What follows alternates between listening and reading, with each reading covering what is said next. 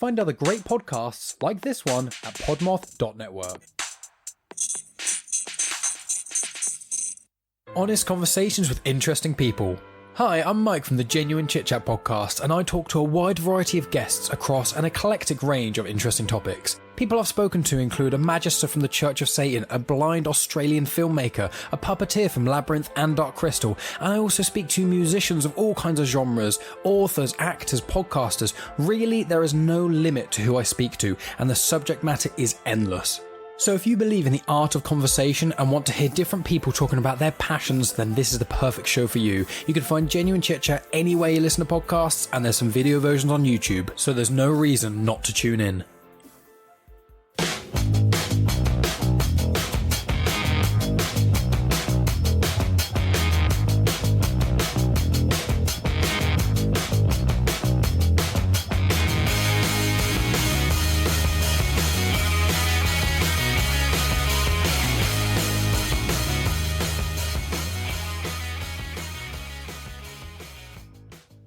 Hello, everyone. Welcome back to another episode of Cryptid Cocktail Party, a show where we have a few drinks, share a few laughs, take a dive into the unknown. I'm your host, Dave, and today I'm joined by a man whose name has been mentioned several times on this show, but you will be hearing his voice for the first time today, and that is my good friend Luke Farry. What's going on, bud? Oh, I'm just having some cryptid cocktails. Yeah? What is that, 603? 603s, my man. Are you drinking 603 Woods Devil? Oh, no, this is the 603 Black Cherry Pomegranate Hard Seltzer. Because I have celiac and it gives me the poops. You know what's wild is that I actually was talking to somebody at work the other day about PBR and how it's gluten-free, and you come up in my life more than anyone else from New Hampshire, and I was talking about how I think, isn't PBR made with rice, and you used to drink it all the time because it didn't give you the shits? I was in denial. Is that what it was? Yeah, it was just denial. I just did not want to give up PBR. It absolutely is gluten, and it makes me shit my pants. Whoa. So you're telling me that South Park got it wrong? South Park did something about that? Yeah, you don't remember when everyone went crazy about gluten, and then they all switched to PBR because it was gluten-free, so that way their dicks didn't explode? I missed that one. That's what's funny is that I think that was the first that, how it was like South Park never did, like nothing was like serialized. Like one thing from one episode never carried over into the next episode. You know what I mean? Like it was all like episodic. Yeah, it's not The Simpsons. Yeah, the gluten-free PBR was the one thing that I remember. Like it was like a season later, Randy's on the back porch drinking a beer, and she's like, "Are you drinking beer?" He's like, "Yeah, it's PBR. It's gluten-free." Like they just made sure to keep that one thing. It's good. Huh. Yeah. I don't know. I stopped watching South Park years ago, but yeah. How you doing, bud? You look good. I'm so glad you're finally on the show. Like I said, you've been mentioned so many times by name and never actually. I think the last episode we did, I mentioned you by name, and I actually asked you about it. It was the ghosts up at Lakes in the Clouds. Yep. And you asked me to send you like a little blurb about what it's like, and I have ADHD and totally forgot. Well, so. Imagine a log cabin. It's that. Yeah, it didn't look that great. No, they're not called the hotels in the sky. It's a hut. Oh man, but how you doing, man? I'm toasty. First up, it's like 100 degrees here, and my AC is super loud, so I turned it off for the podcast. But other than that, I super appreciate that. You'd be surprised how many guests come on here and just have like a fan blowing, a TV on, kids screaming in the background. Like it's like, oh my God, fuck that, dude. Only thing I'll accept in a podcast is like their dog barking. Because I imagine he's a pretty little boy. But I hear some kid, I'm just like, fucking go slap it, dude. This is the problem with today's youth, all right? They don't respect the podcast medium. That's all it is. All right, Luke. So it's safe to say that you're a cryptids, aliens type guy, right? A little bit, yeah. Yeah, I think you know more about anything than anyone I know when it comes to this subject. Because there's a few times where I've asked you if you've heard of things, and you're like, oh yeah, no, I know all about that. Yeah. No, like that's where my autism just dials the fuck in. Like, oh, someone saw this one time. Let's fucking go. Wow, that was loud. I apologize. That's fine. Yeah, for some people it's trains. For you, it's It's cryptids and Ghost aliens. trains. Yeah, no, I love that. Well, today I got an alien story for you that you are somewhat familiar with, but our listeners might not be. I don't want to give it away too quickly what it is. No. It's the anticipation. You sounded like Dennis from It's Always Sunny. It's the implications. All right. Well, our story today brings us all the way to, I don't know if I'm pronouncing this right, but it's Tuscumbia, Missouri. I'm sure they pronounce it wrong anyway. Well, do you want a little backstory on this little hamlet, if you will, before we dive into the story? I feel like I have a good idea, but yes. I feel like it's necessary for this story.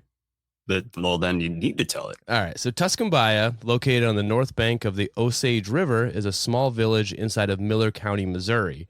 And it's so small that on Wikipedia, it states the area it covers not in miles, but by acres. 218 to be exact.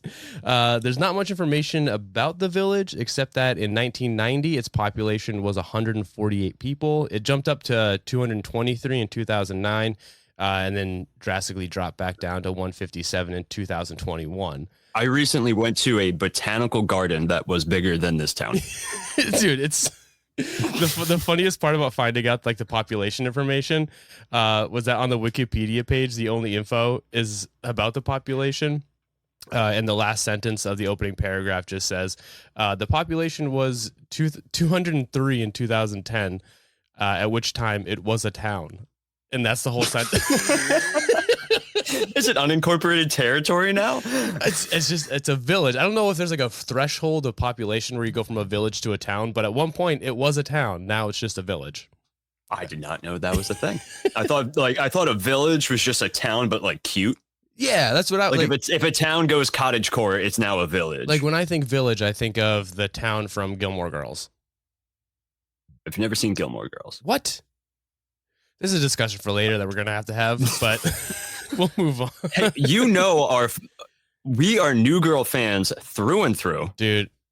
All right. So, quick side note: my wife one time, when Luke was living with Mike Norton and Tucker, I believe, I was over there hanging out, and my wife walked in, and she saw 3 to 4 grown men hammered off their ass, middle of the day, just watching New Girl. And I think that's when she finally fell in love with me. Blast, and we were wrestling. I think that's when she was like, he's the one. Because that's what did it for her. Yeah, when you had me in a fucking arm bar for trying to kiss my cheek while fucking... You're a handsome boy. I had to let you know. That's how I show affection. And I get it. My only regret is that I can't kiss my own cheeks. And then I started smoking at 18. Yeah. So those are the two. Well, all right, let's move on. So essentially, it's like where we're talking about is like a farming community. It's very rural, mostly white conservatives, as to be expected. Oh, I imagined the tech industry. What's funny is that niche.com gave it an A+ for diversity, which I found hilarious, seeing as the census data says that it's 95% white, but I don't know what. It's very diverse. They got Irish and Italian. But also with such a small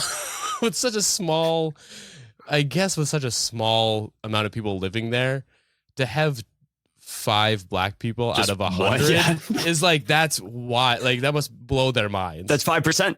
I think that's higher than Dover, New Hampshire. 1 family moves in. You're the most diverse town in fucking Mississippi.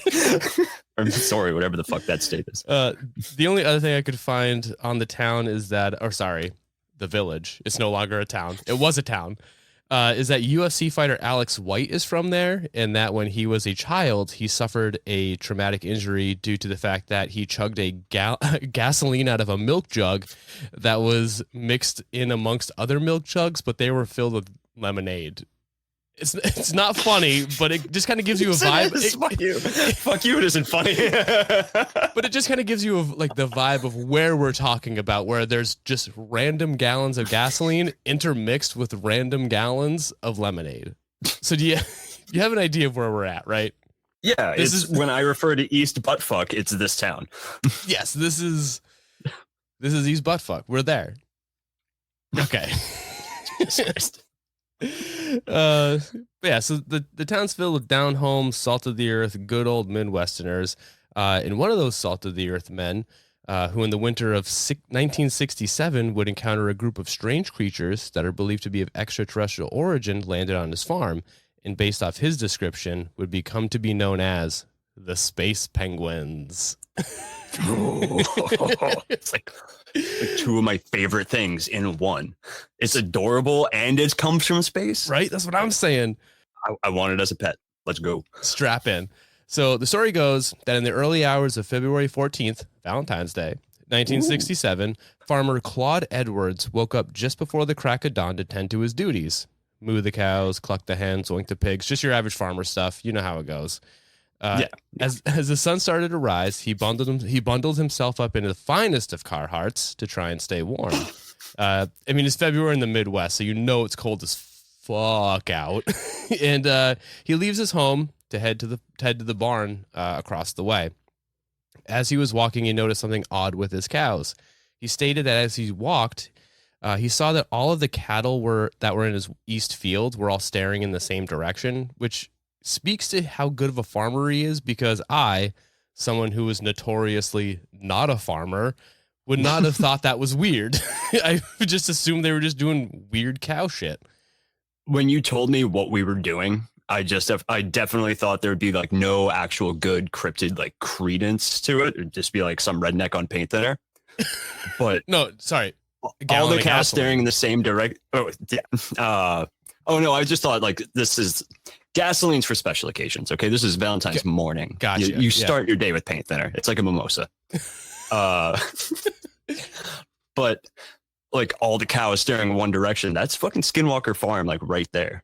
So I am invested. That would not have, to me as someone who is just, that would not have been weird to me. But then again, I don't know farm animals.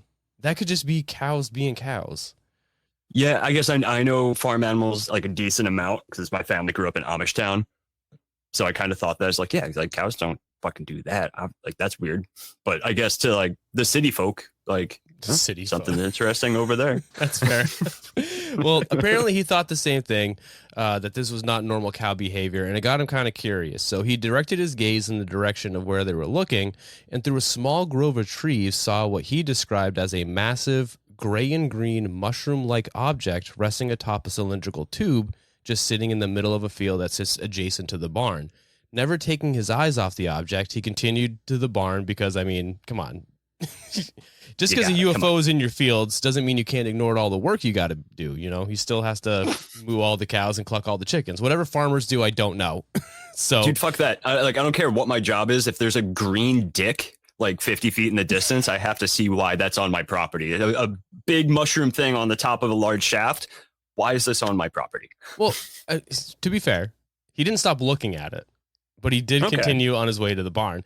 He dropped off the feed bucket that he had been carrying, and after he dropped it off, he secured the barn once again and decides, all right, maybe I'll go and see what this is all about. So Edwards turns around to face the object that has so rudely parked on his prized Kentucky bluegrass patch. I don't know what he was actually growing, but in my head, it was a very much get off my lawn situation. When he noticed that the craft had occupants, and they had disembarked the ship and now were swarming around underneath the mushroom-shaped ship. Now, in my head, I picture just a bunch of little cute little penguins having like a little maypole dance. Like it was like an alien, what's it called? Midsummer type deal going on. I don't know what was actually happening. But in my head, I was trying to see if my recorder was in reach so I could do a little Midsummer. No. I'm imagining Gunter from Adventure Time. That's what you're. Who is canonically an alien. Fair enough. Either that, or in my head, I also just see Pikmin just running around. Yeah, no, that's fair. Now, that tracks. Edward, being the gruff, no bullshit taking Midwestern farmer that he is, didn't take too kindly to trespassers, extraterrestrial or not. And being only about 70 feet away from the craft and its occupants, separated by just a couple of fences and a couple of cows, he just said, I'm going to go over there and give him a stern talking to about the meaning of private property. Right? We live in America. You got to understand that there are laws. Luke, there are laws in this country. And his skin color was probably different too. So So yeah, he's gonna. Hey, listen, I don't take kindly to no trespass. I don't care if you're trespassing or not, but you understand this is my Kentucky Blue Glass. Okay, just stand your ground, not float your ground. You fucking weird ass aliens. Now we use our feet around here. So he went through the first gate, and as he was approaching the second fence gate, and was closing in on the little creatures, he noticed that they began moving in an erratic and agitated fashion. Even though they moved quick, he managed to get a good look at them and described them as being 3 feet tall, with a complexion somewhat similar to the ships of gray and green, but leaning more on the greener side of things. They had arms, but no visible hands or feet, and a face that had a dark protrusion where the nose and mouth would be. And they were maybe wearing goggles, or they just had like large black wide-set eyes. They looked like green penguins, which to me is just adorable, and I love. That's fucking adorable as all hell. I love them so much. I would cuddle one right now.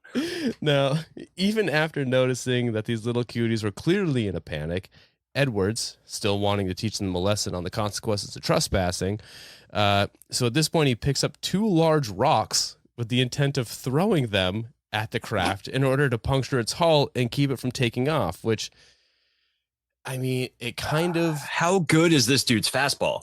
But also, it kind of defeats the purposes of trying to get them off of your land. Like, what was he gonna? He's gonna immobilize them and call the cops and be like, "Yo, they were trespassing. These little cute little bubbies, they were trespassing, and I bonked them around head, and I threw my rock, and it went." But he's got a lot of faith in himself at this point. This craft just broke through the fucking like ionosphere. Yeah, or was able to withstand. Came through the veil like an interdimensional type thing. Like, you don't know. Either way, I don't think rocks are gonna fucking do it. But also, farmers are strong as fuck. There's like farm strength, and he's probably a dad. He has farm strength, dad strength, and old man strength. He could puncture the hull of a ship with a rock. If he played if he definitely played football. What the fuck am I saying? I was going to say maybe if he was a great there's only 20 other kids. The whole fucking team was on. Every kid was on the team, and they didn't have enough kids. This whole village's economy probably runs based off of their high school football team. You know he can throw. Oh, 100%. So I'll give him this. If he threw, I'm guessing he hit it.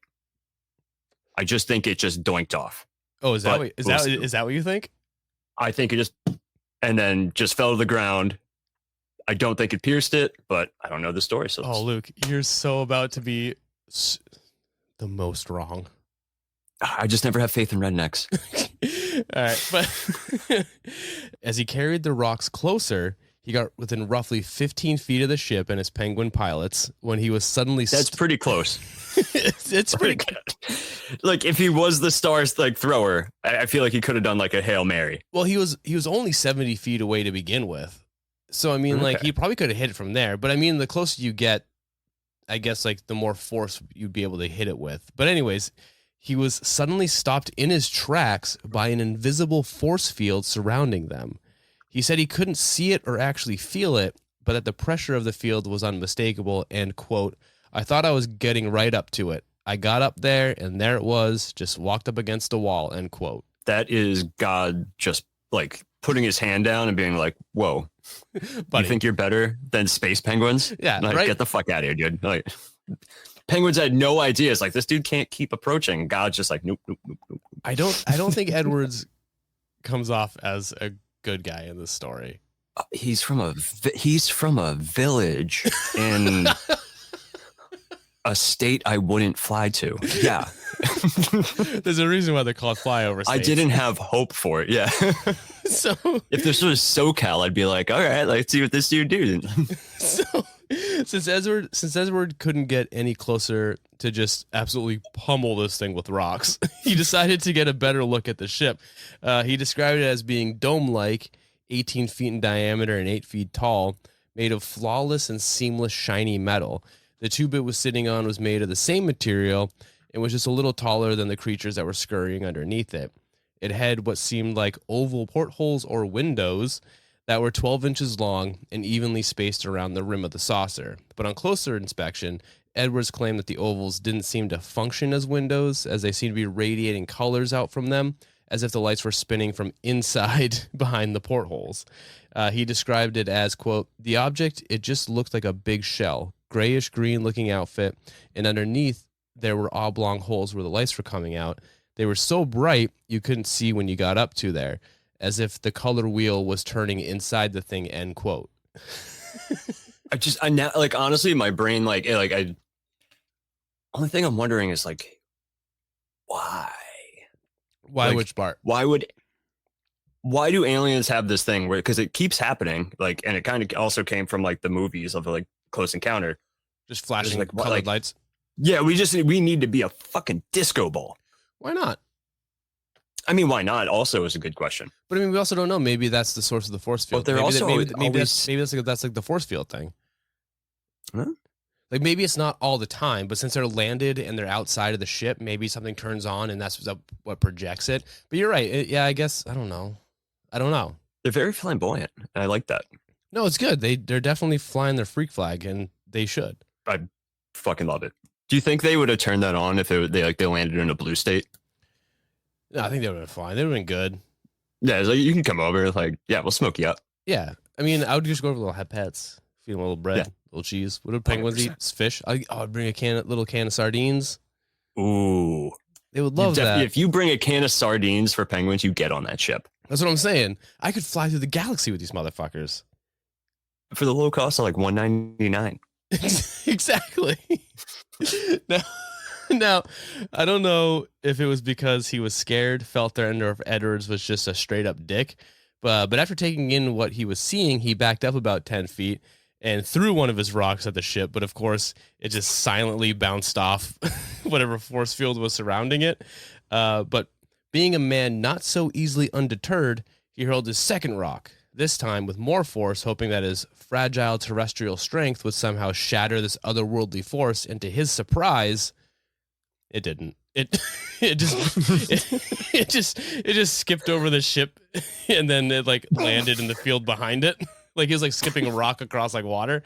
After his second failed attempt to penetrate their sorcery, the penguins quickly ran around behind the ship and presumably entered through some sort of entrance on the backside, and then they prepared for launch. The ship tilted towards Edwards 2 times before raining hellfire down upon him in the form of laser fire. Yeah. Just kidding. It just kind of lurched forward a few times, and then it took off. Could you imagine, though, if they were just like, they were see the cute little things that are like, death from above. It would have been so good. But no, it kind of just like rocked back and forth a couple times, and on the third try, it ended up taking off and moving in a northeasterly direction. That's even more adorable because it's penguins on a ship, and like it'd be less adorable if it just immediately took off, like absolutely military, nailed it. No, but it rocked a couple times and it like wiggled. It was very unsure of itself, kind of. I'm just imagining like a penguin's like flapping it like a control panel. Well, the funny thing is that you said they had arms, but he couldn't see hands or anything like that. So they kind of were just like little flappy little guys. In my head, I think that their controls were by their feet, and it was very, very happy feet, tap dancing type of thing going on. Oh, I love that. Oh my God. Their control panel was just that one long keyboard from the movie Big with Tom Hanks. But they got such little feet they have to like jump. Well, there was a bunch of them. Maybe each one had their own key, and they had to. Yeah, when they say battle stations, like Tom has to go to A sharp. God forbid they have to do a key formation. No. They have to turn it with. They have to jump on them with the accuracy of 2 dudes turning the keys to launch like a nuclear weapon. Like it has to be like in sync, or it just fails immediately. I'm imagining the mice from Coraline. So that I was just gonna hop right back in the story. Let's get right to it. I lost where I was in my fucking story. All right, here we go. All right, they just took off. Yeah, so they took off. They were flying in a northeasterly direction. Edwards later retold his story to ufologist Ted Phillips, telling him that, quote, "The whole thing took over 5 minutes, maybe 10. I've never seen anything like it. It looked like shiny silk or something. I couldn't tell. I was going to tell, though, if I could have hit it with that rock, end quote. Jesus. Fuck. So, Ted Phillips, though, big name. Good get. I don't know how this fucking middle of nowhere dude's not just getting like the MUFON like bottle of the barrel. So Ted Phillips they got in contact with Ted Phillips through Edward's brother, and then we'll go in a little. I'm not going to go too much into how what their conversations and stuff were, because that's a whole separate thing. But this was the first and only time that Edward saw those space penguins, and I'm pretty sure the first and only time anyone has ever seen space penguins. Why they never returned to pay old Claude another visit, who knows? Maybe they found what they came here to find. Maybe they crashed, or maybe they just don't want to get pummeled to death by a fucking grizzled old Midwestern farmer. Ted Phillips' car has a bunch of rock holes in it. Yeah, it's anybody's guess. But yeah, so that's the story of the space penguins of whatever the name of this town was. I already forgot it because I don't care. Who cares? I bet the people in the town don't know. The village. Yeah, not a town. It's not a town. Not good enough to be a town. I do think it's important to note, though, that I do 100% believe this man. The time period, the area it took place, for a man like him to come forward with his story is just basically opening yourself up to years of ridicule and becoming the butt of jokes for years after. It never goes well for an experiencer. Yeah, 100%. He never tried to monetize his experience with books or speaking engagements or any type of publicity. This bitch could write a book. Yeah, and there's no really reason to fake it. He doesn't really seem like the prankster type, although he does love throwing rocks at things. Apparently, that's his go-to. Which I don't hate it. Yeah, it's not bad. Throwing rocks at shit, it's fucking great stress relief. But I do believe that he saw what he saw. He stuck with his story until the day he died. And in fact, when the story first came about from Tom Phillips, Edwards wouldn't tell his story to Phillips unless he agreed to keep him anonymous until after he died, which he did. See, okay, that is exactly where I believe him now. The cows and that. So he made sure that he was anonymous until the day he died, and that's when Tom Phillips, I believe he came forward with the story before he died. So before this, it was all anonymous, and then after he died, we got the name of the farm, the farmer who experienced it all. But that's the story, Luke. I want to know what you think about this story, especially the end little details. Mm-hmm. Make it for me, right? Because just some rando just saying something once, there's tons of cryptids, like the single use cryptids where saw one time, never happened again, but for some reason that keeps going. The fucking snallygaster, one sighting, and it's a big one. Whoa. First of all, Roosevelt did almost cancel a trip to South Africa to hunt the snallygaster. So don't say it. Almost. That's because it was seen once, and then a bunch of fake sightings happened years later, and that's when the Smithsonian, I believe, put out a bounty on its hide, and it was sighted again after that, and Roosevelt was like, you know what, I'm just gonna fucking... Yeah, and then someone dressed up a kangaroo, and... Oh no, that wasn't the snallygaster. No, but... But you're right. You were saying, it never goes good for the experiencers or people that experience these things. So the fact it happened once. The guy who wrote Communion, is that what it's called? I've never even read the book. It kind of seems shitty. The first one, the one with the big gray alien on the front. Yeah. He made money. After that, your life just gets fucking ruined. So doesn't seem like a man who does a lot of research, unless it's stuff that he confidently says, I did my own research, and doesn't get the vaccine. Yeah. But yeah. The stuff that it goes along with other things that happen in the paranormal. Cows are always and most wildlife, they're very in tune to what's happening around them. Yeah, very common, Skinwalker Ranch and stuff like that. Yeah. So that was cool, because he wouldn't have known to add that. No.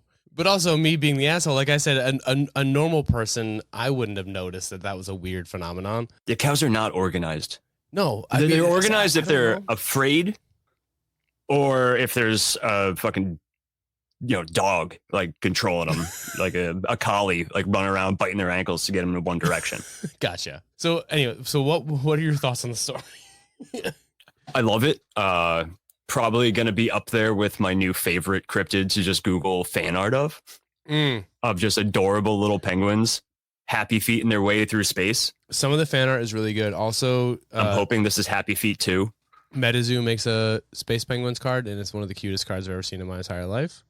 Oh my God. It's really good.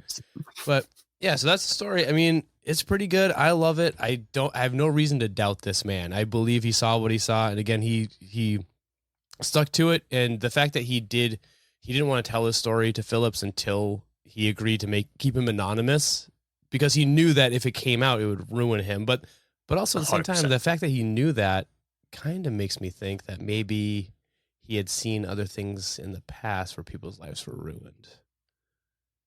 I mean, it could be a high area of high strangeness, but also he probably lives in that little village, and he saw what happened when like And he knew Jerry came out as gay.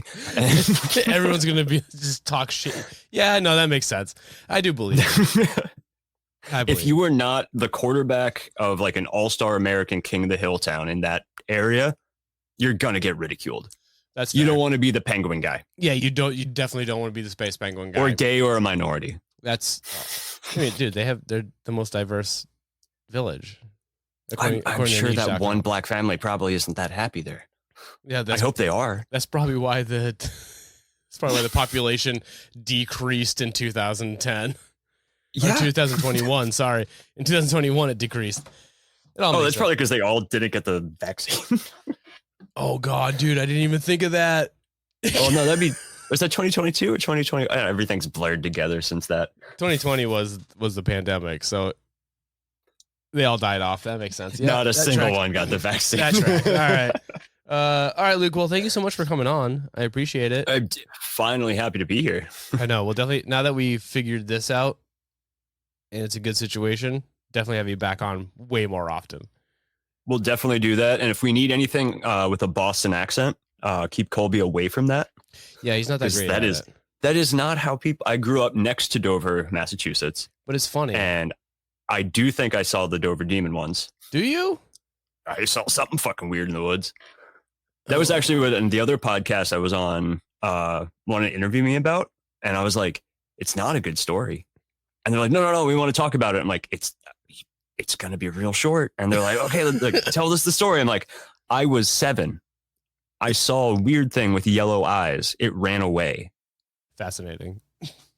And yeah, I was like, "I told you, don't listen to the podcast. It was bad." I love it.